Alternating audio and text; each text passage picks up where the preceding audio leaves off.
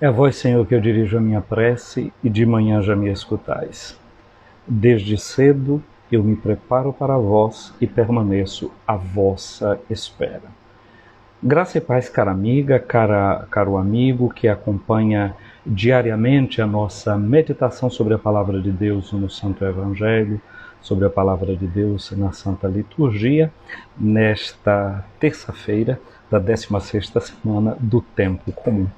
Nós continuamos sendo acompanhados pelo evangelista Mateus. E em mim está aquela palavra que Jesus disse, não é? Aprendam de mim, porque eu sou manso e humilde de coração. E nesses dias eu estou tentando sempre escutar essa palavra, tentando fazer um aprendizado de alguma coisa, de algo do estilo da vida de Jesus. Me parece que hoje, uma das coisas que a gente pode aprender com Jesus é manter o foco. Manter o foco quando entra algum ruído, manter o foco quando entra alguma interferência, e uma interferência que pode ser até positiva. Por exemplo, você está fazendo um discurso, está fazendo uma conversa e alguém interfere para tirar você de tempo, como a gente costuma dizer. E pode querer tirar a gente de tempo com uma intervenção que seja aparentemente positiva e você é desviado daquele momento. Como você precisa estar atento, conservar o foco, saber onde está o seu coração, onde está o teu tesouro, aí está o teu coração. Como o coração da gente precisa estar no lugar certo para que a gente não se desvie, para a gente não vá atrás do chamado canto da sirene e não se deixar desviar pelas aparências, entrar no profundo de um certo conteúdo, ver as coisas com profundidade.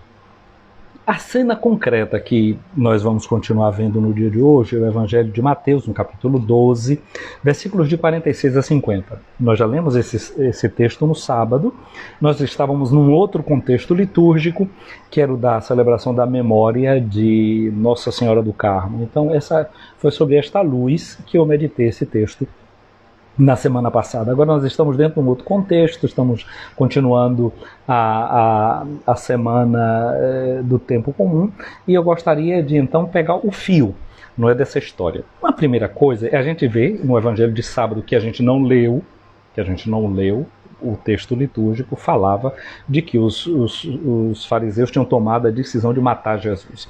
Hoje de manhã, no áudio que eu faço para as pessoas, eu dizia: notícia ruim, corre não, voa. Não é? E existe sempre os anjos da desgraça. Então, certamente, alguém preocupado, algum amigo, ou gente que gosta de fazer a fofoca rodar mesmo, fez com que essa notícia chegasse no coração de Maria. Não faltou um mensageiro para dizer a Maria: olha, você sabe o que está acontecendo com Jesus? Decidiram que vão matá-lo. Ora, Nossa Senhora, quando ela recebeu aquele primeiro anúncio do anjo, o anjo Gabriel, que chegou para ela e disse que ela ia ser a mãe do Salvador, e disse para ela que Isabel, a sua parenta, estava grávida, foi o que Maria fez? Imediatamente Maria saiu e foi ao encontro de Isabel. Maria é uma mulher que sabe ir ao encontro das pessoas. Sabe ir ao encontro das pessoas quando há uma necessidade, mas não é somente a questão da necessidade física. Porque, por exemplo, ela era uma menina inexperiente, colocada ao lado de Isabel. É claro que Isabel também nunca tinha tido filho, mas muito mais experiente. Na casa de Isabel, seguramente tinha as empregadas, tinha os empregados, tinha gente que ajudava nos serviços domésticos. O que é que Maria ia fazer lá? Será que era para dar somente essa ajuda física? Olha, nem sempre toda ajuda que a gente precisa é ajuda material. Nem sempre toda ajuda que a gente precisa é ajuda física. Tem coisa melhor do que a gente poder ter uma pessoa com quem a gente possa conversar, gente que entenda a gente, que aliás a gente nem precisa conversar, mas que compreenda a gente só pelo olhar. E pelo olhar está tudo comunicado, está tudo dito, um coração no qual o nosso possa desaguar. Existe coisa melhor do que comunhão de espírito, comunhão de alma. E Maria é essa mulher capaz de ter comunhão de alma, capaz de presença. Então a presença de Maria na casa de Isabel foi fundamental para essa comunhão de amor, para essa comunhão de corações. Quando Jesus foi preso e os soldados levaram Jesus para ser crucificado, Maria não podia fazer nada, fisicamente falando. A gente relembra a quarta estação da Via Sacra, Maria se encontra com Jesus no caminho do Calvário. E a partir dali ela fica com ele até a hora da morte de cruz. Ela não podia fazer nada fisicamente falando. Ela não podia abrir a boca de quem estava dizendo impropérios contra o seu filho. Ela não poderia segurar a mão de quem deu chicotadas em seu filho. Ela não pôde deter a mão do soldado que varou o peito do seu filho depois que ele estava morto. A presença de Maria nesse momento, falando fisicamente, era uma presença que a gente poderia dizer impotente. Mas era presença. Presença de qualidade. Presença que preenche, presença que dá sentido. E Jesus poderia se sentir sempre com a presença de Maria, alguém que é amado. Este é o meu filho amado. Maria, ao lado de Jesus, é a encarnação daquele amor do Pai. Porque o Pai já tinha gerado Jesus desde a eternidade, não fisicamente, mas o gera como filho, gerado, não criado, consubstancial ao Pai. Em certo sentido, o Pai é como Maria, que gera o Filho.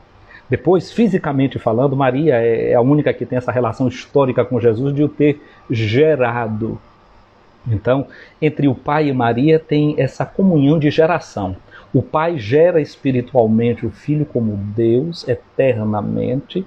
Maria gera o Filho historicamente, quando chegou à plenitude dos tempos. E só ela pôde fazer isso. Então, em relação a Jesus, seja Maria, seja o Pai, são sinônimos de fecundidade generativa. Então, ao lado de Jesus, presente na vida de Jesus, Maria é presença encarnada do amor do Pai. Então, quando a notícia chegou aos ouvidos de Maria, ela logo foi. E eu dizia uma coisa para você, existe uma simbiose, um amor, uma coisa tão grande entre essa mãe e esse filho, que eu tenho a impressão que Jesus, quando Maria chegou, já pressentia essa presença da mãe. Se vê, se sente que a mãe está presente. Não tem aquela coisa de você sentir uma presença espiritual, uma presença de alguém ao seu lado. Jesus, acho que ele se sentiu coberto ali. E a presença de Maria é sempre presença discreta.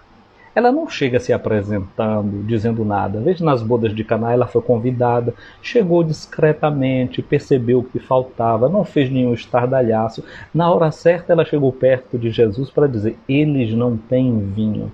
Maria sabe como agir, ela sabe o que fazer. E acredito que aquela presença sua, já ali naquela situação em que Jesus certamente vivia tensões, a presença de Maria foi percebida logo, espiritualmente. Assim como ela foi na comunhão ao encontro do seu filho, ele na comunhão percebeu a sua presença. É assim um pouco eu vejo esse cenário. Agora, tem uma outra coisa aqui, é que a gente ouviu ontem, não é que alguns fariseus disseram para Jesus, mostra-nos um sinal.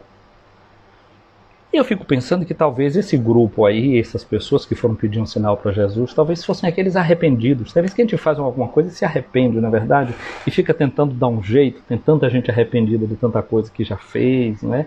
Então, fica com vergonha da decisão que tomou, fica procurando um jeitinho, né, de reparar o mal feito. E aqueles homens, aqueles fariseus, que a gente precisa pensar que eles eram gente séria, viu? Era gente que queria viver a palavra de Deus. E alguns deles pedem assim, por favor, mostra-nos um sinal. Talvez aquele sinal convença, não é? Mas Jesus disse assim, olha, sinal é só para converter. E Jesus, o que foi que ele fez? Mostrou para eles sinais. Mostrou o sinal de Jonas e mostrou o sinal da rainha de Sabá. O que significa falar do sinal de Jonas?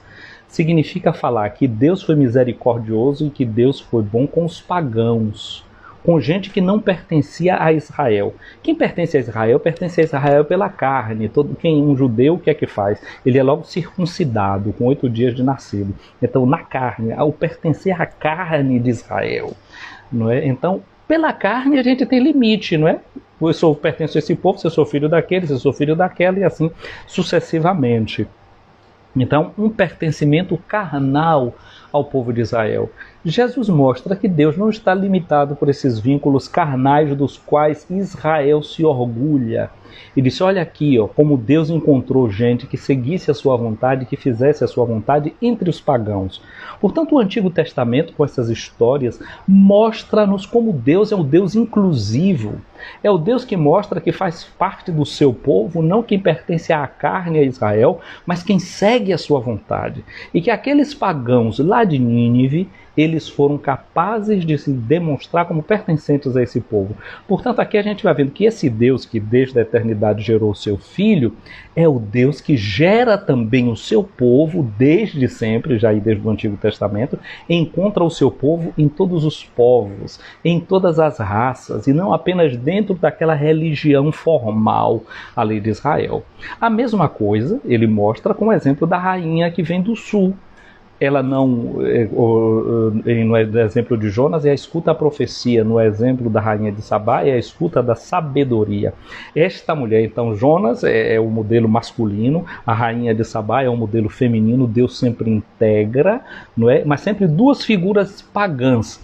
E nós, que pertencemos ao povo de Deus, de onde é que nós viemos? Nós viemos do paganismo. Nós não pertencemos ao povo de Israel. Pagão, biblicamente falando, significa ser o goim, significa ser estrangeiro. Não pertencer a Israel pela carne e pelo sangue. Portanto, você, do ponto de vista de Israel, é um pagão. Eu, do ponto de vista de Israel, sou um pagão, porque eu não pertenço ao povo de Israel. Mas o que é que Deus vai fazendo? Vai construindo o seu povo a partir das várias nações. Nós, que somos a igreja, somos estes que entram no povo de Deus, vindos do paganismo. Ora, nós que somos a igreja, podemos correr um grande risco depois também de a gente se encher de orgulho e se esquecer da origem da gente, que a gente vem do paganismo, e olhar para esses outros que hoje não pertencem à igreja, a gente olhar de nariz em pé e não respeitar as formas religiosas deles e achando que nós somos os melhores, que nós somos isso, somos aquilo hoje, olhando para a institucionalidade do pertencer ao povo de Deus, como igreja, sem deixar de olhar para a vontade de Deus, que muitas vezes é cumprida por esses que estão fora do seu povo. E de que maneira, não é, a gente executa essa vontade de Deus, faz essa vontade de Deus? Jesus diz isso claramente no capítulo 25 de Mateus. Eu estava com fome, você me deu de comer, estava com sede, você me deu de beber, eu estava nu, você me vestiu, eu estava na cadeia, você foi lá me visitar, eu estava doente, você cuidou de mim, eu era um estrangeiro e você abriu suas portas para mim, me acolheu. Então, Jesus depois diz assim, aquilo que foi feito ao menor dos pequeninos foi a mim que foi feito. Se é verdade que no evangelho de hoje Jesus identifica quem faz a vontade de Deus como seu irmão, sua irmã, seu pai, sua mãe, é verdade que ele, portanto, se identifica com quem é o pequenino, com o pequenino no meio dessa nossa sociedade, com o necessitado e com a necessitada. Ora, se você e eu, nós somos irmãos dele, pela obediência ao Pai, nós vamos ter cuidado de fazer aquilo que ele fez, porque Jesus vai dizer, não é? Quem me ama vai cumprir a minha palavra. Meu Pai o amará e nós viremos a ele e vamos fazer dele a nossa morada, assim como ele fez a sua morada inicial no ventre da sua mãe Maria. Ora, Jesus estava fazendo esse discurso sobre o sinal de Jonas, sobre o sinal da rainha de Sabá. Esse discurso certamente incomodava o judeu. Dar os pagãos como exemplo, ele chamava pagão dos cachorrinhos. Então ele está comparando a gente com esses que nós chamamos até de cachorro. Lembra daquela parábola daquela mulher que Jesus diz assim, não é lícito tirar o pão da boca dos filhos para jogar aos cães? E a mulher diz assim, Senhor, mas até mesmo os cães podem comer os farelinhos que caem da mesa. Jesus usou essa expressão porque em Israel era comum usar essa expressão de falar de povos pagãos como dizendo os cães. Não é lá uma boa imagem para a gente estar falando dos outros, né? Chamar de cachorrinho, não é uma boa imagem, mas essa era a forma que eles pensavam. E agora Jesus está dizendo que esses que são vistos por eles dessa forma é que tem o exemplo de fazer a vontade de Deus. Essa conversa estava incomodando. E aqui que eu digo a necessidade da gente ter o foco naquilo que a gente está dizendo, naquilo que a gente está falando, não se perturbar por alguém que interfere o nosso percurso, o nosso discurso, né? Percurso, curso, discurso, curso, não é a caminhada que a gente está fazendo, seja logicamente, seja na vida, nas intenções que a gente está tendo, no caminho que a gente está subindo, às vezes vem interferências no nosso processo, e aí você tem que estar atento e de saber incluir a interferência que chega no discurso que você está fazendo, que aquele argumento que alguém está trazendo sirva ao que você está dizendo, e não que você desvie o seu foco e vai atrás daquilo que a pessoa está mostrando para você, mas você reconduz aquilo que ela traz dentro do arcabouço, do conjunto das coisas que você está falando? Aí o evangelho de hoje diz assim: enquanto Jesus estava falando às multidões, sua mãe e seus irmãos ficaram do lado de fora procurando falar com ele. Aquilo que eu dizia, a mãe de Jesus chega, ela vem apressada porque chegou para ela uma notícia que não era boa. E aquilo que eu dizia antes, talvez até Jesus já pressentisse, sentisse essa presença da sua mãe ali naquela hora, naquele ambiente, essa presença que protege, essa presença que é presença de amor. Assim como Maria nas bodas de Caná, ela procurou ver o que estava faltando, ela sentiu o que estava faltando, na sua vida e na minha também, Maria está presente. E é preciso que a gente se pergunte, você sente a presença dessa mãe que cuida da gente com carinho, que se aproxima, que chega? Ela procura falar com você também. Ela está falando, procurando um modo de falar com Jesus. E ela iria encontrar esse modo. Porque ela sabia que ela não podia chegar ali e interromper a conversa do seu filho. Ela escutava o que o seu filho também estava dizendo, para depois se aproximar dele, na hora certa, na hora justa. Mas alguém disse para Jesus, no meio daquela conversa que estava ali incomodando, alguém de lá toma a palavra: olha, tua mãe e teus irmãos estão aí fora, querem falar contigo.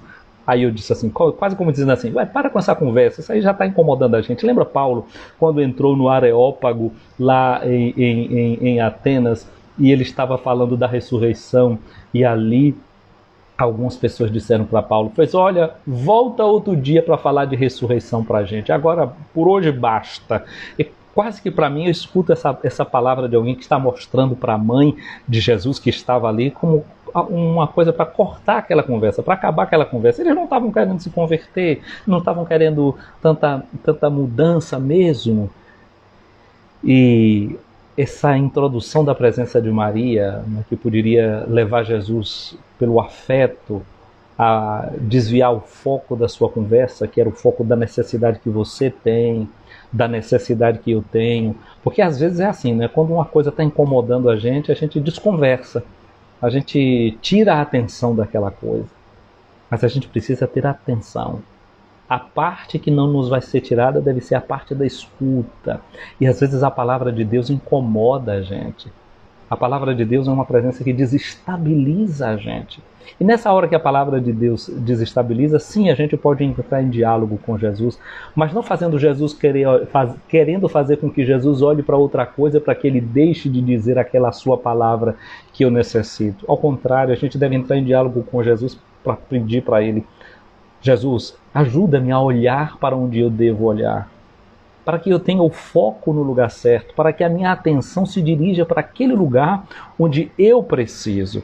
Mas quando essa pessoa diz para Jesus, tua mãe e teus irmãos estão aí, procuram falar contigo, Jesus mostra para eles que, na verdade, ele precisa continuar falando com eles, que o diálogo não deve ser interrompido, que a conversa não deve parar naquela hora só porque está te incomodando. Jesus, continua a nos falar a tua palavra. Que nós nos deixemos incomodar pela tua palavra, que muitas vezes nos desestabiliza, nos tira da zona de conforto. Mas é bom, Senhor, que a gente saia da zona do conforto por meio da tua palavra, para que a gente enxergue onde a gente precisa de conversão, onde a gente precisa de mudança. Senhor, que a gente não tenha medo das crises que rondam a vida da gente. Que elas nos ajudem a olhar para a direção certa, para o lugar certo. E aí Jesus perguntou àquele que tinha falado, Jesus entra em diálogo com essa pessoa e pergunta para ele: quem é minha mãe? Quem são meus irmãos? Será que realmente você me conhece bem? Será que você, meu amigo, me conhece em profundidade? Por que é que você agora quer que eu olhe para minha mãe que está chegando, para os meus parentes que estão chegando? Qual é a sua real intenção me mostrando essas pessoas aqui e agora? Aí Jesus ajuda aquela pessoa que trouxe essa informação para ele. Jesus o inclui no seu diálogo, Jesus o inclui na sua conversa, e Jesus usa um gesto sinestésico, né? Não apenas usou da palavra, usou também do gesto, porque quando a gente se comunica, a gente precisa saber usar de todas as fontes. Jesus aponta para todos aqueles que estão ali em volta naquela roda, usando nessa mão de Jesus que passa ali, indicando você, indicando a mim. Nós que estamos aqui nessa roda de conversa com Jesus, a mão dele aponta para mim e para ti, e Jesus diz: eis a minha mãe e meus irmãos. Assim como Deus tem um povo que estava fora do povo de Israel, não estava pertencendo a Israel pela carne, assim Jesus, que se encarnou no meio de nós e assumiu a nossa carne, mostra que a sua fraternidade vai além da relação de sangue e carne, a relação de parentela, uma relação que pode ser limitada e que exclui outras pessoas. Jesus tem a mesma fórmula inclusiva de Deus, aquele coração misericordioso de Deus que manda profetas para povos pagãos, que faz chegar a notícia da sabedoria até uma rainha, assim como a notícia da ameaça de morte chegou até a sua mãe e ela veio ao seu encontro, como a rainha do sul veio ao encontro da sabedoria de Salomão. Maria também está ali agora e mais uma vez ela escuta a sabedoria do seu filho. E mais uma vez ali ela já é preparada para aquilo que iria acontecer aos pés da cruz, quando o filho vai dizer, apontando para o discípulo amado: eis o teu filho, e diz para ele: eis a tua mãe. Aqui Jesus antecipa também com a sua sabedoria para Maria aquilo que ela iria ouvir na cruz. Jesus sempre nos prepara. Ele não perde o foco e ele não perde a oportunidade de nos educar. Aprendam de mim. Vamos também a gente aprender com Jesus a não perder nenhuma oportunidade, como oportunidade catequética, como uma oportunidade formativa, como uma oportunidade de fazer crescer e de fazer aprender. Jesus estava ameaçado de morte, de alguma forma a sua morte estava pré-anunciada e ele aproveita também dessa sua morte pré-anunciada para mostrar à sua mãe aquilo que ele iria fazer na hora da cruz. Mamãe, começa a te preparar. Olha aqui os teus filhos, eles vão nascer naquela hora da cruz, mas já desde agora começa a concebê-los no teu coração. Ajuda a gerá-los na tua vida. E o que será que Jesus está gerando também no seu coração? Cada um e cada um de nós, ninguém pode ser como Maria, que vai gerar na carne o filho, porque isso só aconteceu com ela quando chegou à plenitude dos tempos, como mostra a carta de Paulo aos Gálatas, chegando à plenitude dos tempos, Deus enviou o seu filho, nascido segundo a lei, nascido de uma mulher. Ela é única, porém você e eu, pela graça do Pai, podemos continuar permitindo que Jesus seja gerado em nós. E aí Jesus diz, apontando a cada um de nós: eis a minha mãe e eis os meus irmãos. Cada um de nós pode ser esse irmão de Jesus e essa mãe de Jesus. Irmão na medida que a gente se comporta com o amor da fraternidade. Mãe na medida em que a gente acolhe essa palavra sua dentro de nós e permite que ele seja gerado dentro de nós, como foi gerado no coração de Maria. E aí ele explica: todo aquele que faz a vontade do meu Pai que está nos céus, este é meu irmão, minha irmã e minha mãe. E qual é a vontade do Pai do céu? É que todos tenham vida e a tenham em abundância. E aí a gente vai viver como irmão de Jesus se a gente acolhe aqueles que estão faltando, a quem está faltando a vida em abundância, e dando essa vida em abundância para ele. Pão para quem tem fome, roupa para quem está nu, água para quem tem sede, carinho para quem, cuidado para quem está doente, atenção para quem está na prisão, acolhimento para quem está chegando de fora. Aí a gente vai estar acolhendo Jesus, vai estar amando Jesus, amando-o nos pequeninos. Foi a mim que o fizeste. Minha amiga, meu amigo, voltemos-nos ao Senhor. Senhor Jesus, muito obrigado porque Tu nos dás essa oportunidade no dia de hoje de Te acolher em nossos corações e permitir que Tu sejas gerado dentro de nós. Obrigado porque Tu nos indicas hoje a como manter o foco na nossa vida, mesmo quando a Tua palavra é incômoda para nós. Porque a Tua palavra, mesmo se ela nos incomode, é só para uma coisa: promover a vida e vida em abundância. Há certos tratamentos de saúde que são dolorosos, mas a sua finalidade é a nossa saúde integral. Ajuda-nos a perceber que com o bisturi da Tua palavra Tu podes fazer cirurgias dentro de nós que tiram todo o mal, que tira tudo aquilo que nos está desviando do centro da Tua vontade. Ajuda-nos no dia de hoje a perceber também a presença da Tua Mãe, que nos acompanha sempre, é zelosa e atenciosa. Obrigado, Senhor Jesus, pela Tua palavra, que nos orienta, que nos dá vida em abundância. Amém. Ouvi, Senhor, a minha oração, chegue até vós o meu clamor. Minha amiga, meu amigo, o Senhor esteja acima de ti para te proteger, à tua frente para te guiar, atrás de ti para te defender, do teu lado para te acompanhar, dentro de ti para te abençoar. Que a bênção de Deus Todo-Poderoso, Pai, Filho e Espírito Santo, desça sobre ti, minha amiga, meu amigo, e permaneça para sempre. Amém. Cara amiga, caro amigo, um abraço grande, não é? Muito obrigado por cada vídeo que você está curtindo lá no meu canal do YouTube, na minha página do Facebook e aqui também no Instagram. Estou vendo que você está fazendo a sua parte. Isso está ajudando a dar uma visualização a esse material que a gente vai produzindo. Muito obrigado. Eu só tenho a agradecer a você. E peça também às outras pessoas para quem você envia os vídeos, né, para que ela faça esse mutirão da curtida. Hoje, curte 5 hoje, 5 amanhã, aquilo que você já viu, vai atrás. Eu sei que tem muita coisa, mas se você for fazendo, talvez em 100 dias você acabe de curtir tudo que você não curtiu ainda. Gente, muito obrigado, viu? Fiquem com Deus e eu quero fazer chegar o meu abraço a você que está aqui acompanhando a nossa live hoje, a Leninha Novaes, a Aline Sampaio, né, nossa querida Odaleia, a Sandra também aqui acompanhando a nossa live. Pois é, a Leninha está dizendo, nós aqui agradecemos a sua dedicação. Na medida do possível, sempre aqui, sempre com vocês, sempre discípulo de Jesus na companhia de vocês. Para mim é uma alegria. Fiquem com Deus.